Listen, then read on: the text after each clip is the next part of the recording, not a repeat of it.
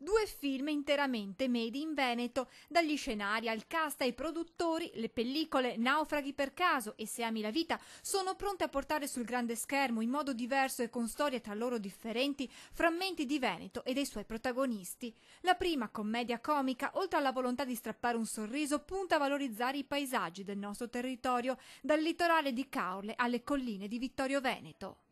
Vogliamo promuovere in Italia e all'estero i film in modo perché i turisti possano passare di qui per appunto visitare le bellezze in Veneto. Nel cast anche 2 noti attrici come Maria Teresa Ruta e Gegia.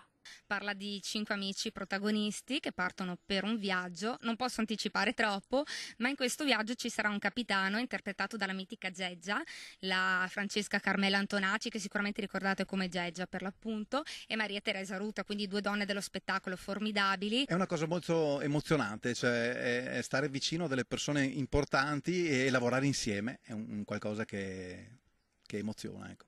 L'altra fatica firmata da Thomas Toffoli è Se ami la vita, interamente dedicata alla figura della beata Suor Maria Pia Mastena, veronese d'origine e fondatrice dell'Istituto Religioso delle Suore del Santo Volto, film che verrà presentato in anteprima il 27 giugno a San Fiore nel 10° anniversario della beatificazione da parte di Giovanni Paolo II. E questa è una storia molto umana e ma anche parla molto della fede che supera le debolezze umane.